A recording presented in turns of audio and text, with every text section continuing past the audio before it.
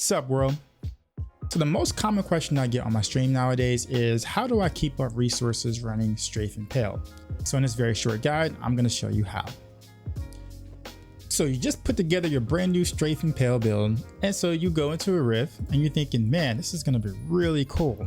I'm going to sit there and just murder everything. It's going to be awesome. Watch this. Here we go. Pop my strafe. Do my thing. I'm out of hatred. Why am I out of hatred? I don't understand. I don't get it. Bruh, how do you keep out hatred with this thing? We need to go to what the Calli's Point legendary fix says, and it says the damage of Impale is increased by X amount of percent, and it returns 15 hatred if it hits an enemy already impaled. This means that in this case scenario, I just opened up a T16 rift, and with the amount of damage that Strafe Impale does, or Impale does in general, this is a normal problem with Impale, is that if you one-shot things, you can't get your hatred back. You have to hit the enemy at least twice to get your hatred to return. So how do you fix this? Well, several things you can do. Okay, the best thing honestly is just to switch to a whole new different build. So if you go with Strafe multi-shot, you have a lot less issues, simply speaking, because you can, well, you know, a lot more resources. You have Yangs. This is kind of a build meant to do T16.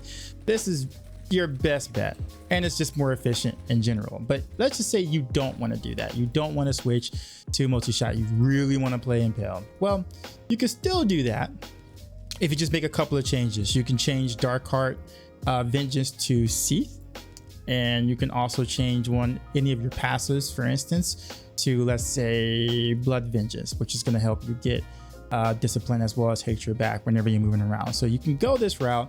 Obviously, with that being said, you not having Dark Heart on a set that's already pretty squishy can be quite dangerous. So just be aware of that. Some other tricks too as well, if you're running out of discipline, which also happens quite often as well, you don't necessarily have to go with, let's say, displacement for the extra movement speed. I know that's a pretty popular one, but we just don't really have the resources to sustain that. So we have to go and do Blood Vengeance and all these other passes to try it. So here's a little tip that you can actually do without having to worry about managing your discipline, and that is you're going to always have tactical advantage anyway. So all you really need to do is be able to proc that as you're moving, right? So when you proc Smokescreen, that happens, but you can go with a different rune called Vanishing Powder, which is actually what I do. It's the cooldown rune. So I'm currently using Captain Crimson, so I actually have just a little bit more cooldown than most. But with that particular rune, I can basically pop that, and then tactical advantage will go off. During that time frame, I can just pop Shadow Power to also do the same thing. Okay, so I actually pretty much rotate between the two while one is on cooldown, and then pop Shadow Power, then the cooldown one, and then Shadow Power, and I'm able to actually kind of keep up perma tactical advantage. And believe it or not, this is actually all the movement speed you really need with Impale, without having to go through leaps and bounds to be able to try to keep up your discipline while hurting your DPS at the same time. And honestly, that's pretty much it.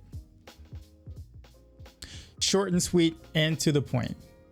We just recently got our rank 1 World Demon Hunter clear yesterday on live stream, so make sure you check out that video too for more Demon Hunter content. And as always, until next time.